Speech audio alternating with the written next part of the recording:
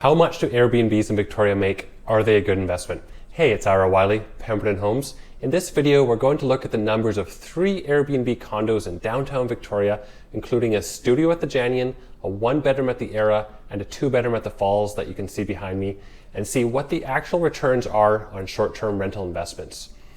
Airbnbs are a much debated topic, and I do want to make another video on that and discuss housing affordability there as well.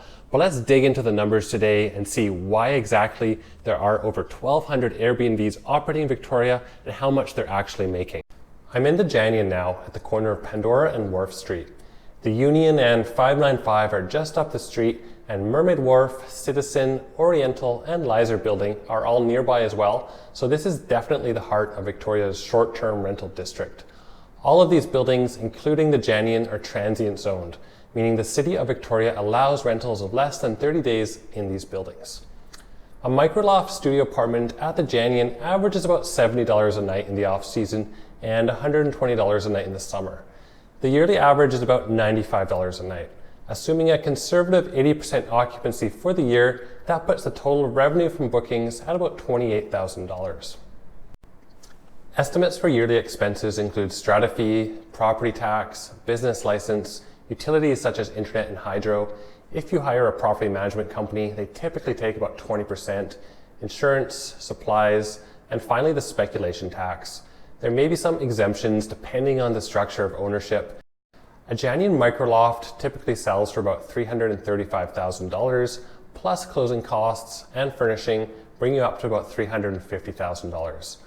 And assuming a 20% down payment, that will be about $1,300 to $1,400 a month in mortgage payments. So the total yearly expenses, including the mortgage payments, are about $30,000, which ultimately results in a net loss of about $2,500. The Era on Yates is another popular short-term rental building. A 1-bedroom apartment with parking averages about $134 a night over the course of a year. Assuming again 80% occupancy, that puts the total revenue from bookings at about $39,000.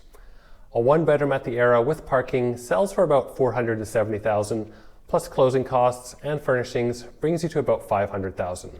The total expenses, which I've increased as well, including mortgage, are about $34,000, which results in a net profit of $5,700. And finally, we're back at the Falls. A 2-bedroom apartment with parking averages about $300 a night annually and sleeps up to 6 guests. Assuming 80% occupancy for the year, that puts the total revenue from bookings at about $88,000. Yearly expenses go up again, and 2 bedrooms at the Falls sell for about anywhere from $700,000 to $800,000. Assuming 20% down again, that will be about $3,000 a month in mortgage payments. Total expenses are around $71,000, which puts the profit at about $15,000. So are Airbnbs a good investment? It's hard to get beyond break even with today's condo prices, but it's still possible. The larger 2-bedroom units seem to have better returns because of the fixed costs, and operators can also charge extra for additional guests. Hotels can't compete as well with people traveling in groups who want shared spaces like this, so there's less competition. If you buy an Airbnb today, you're really betting on the appreciation of these buildings as they become more valuable, since Victoria won't be allowing any more transient zone buildings to be built. Also, if there is more enforcement on illegal Airbnbs, now that Victoria requires a business license to run one, we could see the nightly prices go up with the unlicensed ones leaving the rental pool. Most of the profitable Airbnbs in Victoria are owners who purchased at least 2 to 3 years ago or longer. However, if you can get the occupancy rates or nightly rates higher by offering something unique to guests or manage the unit yourself and save that 20% management fee, then it becomes more attractive as an investment.